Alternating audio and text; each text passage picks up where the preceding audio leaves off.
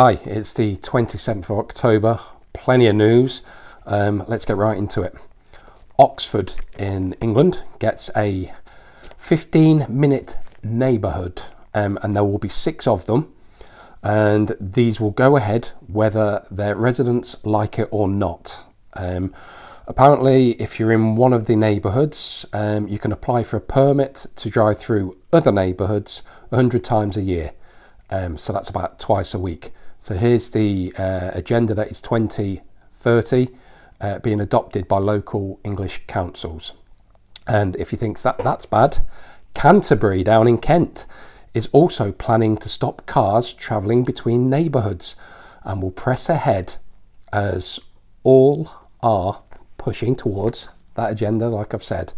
So I've talked about the 15-minute cities, 15-minute neighbourhoods, so it must be 6, 7, 8 months ago on my previous channel before it disappeared, and it's happening. It is happening, yeah, Oxford and Canterbury are the first 2. The world's largest vertical farm is set to open in Norfolk. The cost of living crisis could trigger a winter crime epidemic on farms, so they really want to hit those farmers hard.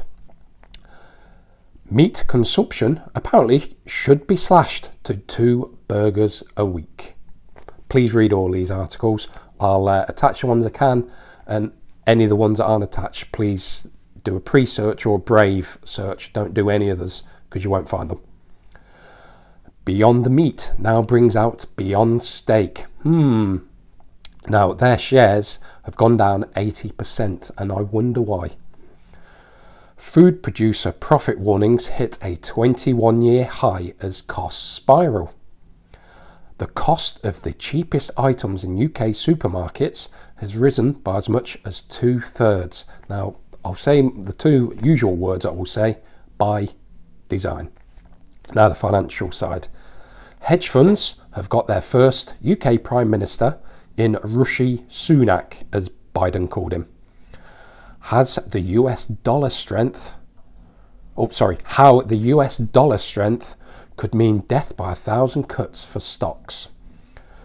A Tory backer says the UK economy is frankly doomed without a Brexit renegotiation.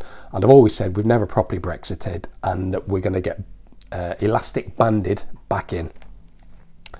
UK hospitality warns of a tidal wave of closures as crises loom. I've been saying that for many months about hospitality, pubs, restaurants, etc., etc. Chinese stocks and currency slide after a leadership reshuffle. News from the other day. Now, if you've seen the video where the guy that was sat by the president was absolutely taken away and no one's ever heard from him again, he's been scrubbed from the internet. Rusky banks run low on gold amid surging demand. Looks like people are trying to protect themselves against inflation, but please do your own research. Canada's first carbon Visa credit card is to be launched in 2023, and what will happen is that if you've bought too much meat or too much petrol or diesel in a month, that will tell you, no, you've had your quota for this month, and it will stop you from buying it. Now, the energy side. Gas tankers are queuing off the coast of Europe in hope that gas prices will rise because they've come down a hell of a lot recently. 26 of France's 56 nuclear reactors are offline for maintenance by design. Britons turn to air fryers and slow cookers to cut their energy costs. There's a Zero Hedge article called "Who is Freezing in Europe this Winter Due to Lack of Money?" and I believe the Bulgarian people are not going to have a good time. Energy giants are to miss their smart meter installation targets for this year. Great. Energy crisis is pushing at 10,000 homes a month onto prepayment meters. Please, please, if you've not got a smart meter, don't take one, no matter what they offer to you, because they'll be able to switch you off at any time. And the last 4, what I would call sort of biometrics and a little bit of weirdness. A Tesco-backed checkout-free tech company called Trigo, Trigo, has secured $100 million investment. So yeah, there'll be no people in the retail superstores anymore, in the supermarkets, if we continue to keep using those self-checkouts. Keep paying cash and keep going to a person at a checkout.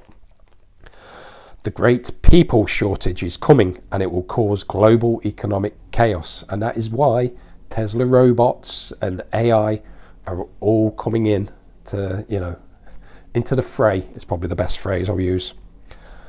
Which brings me on to self-driving trucks are going to hit rusty roads.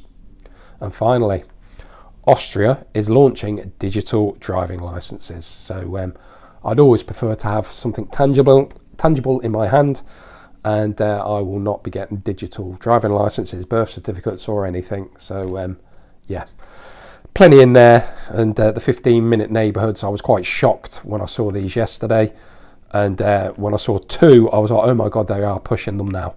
So please get these out to as many as you can. We need to start pushing back and telling these councils, no, we don't accept it. You are not doing this for the UK government. Freudian slip. For the UK people, you're doing it for unelected officials. So I'll see you on the next one.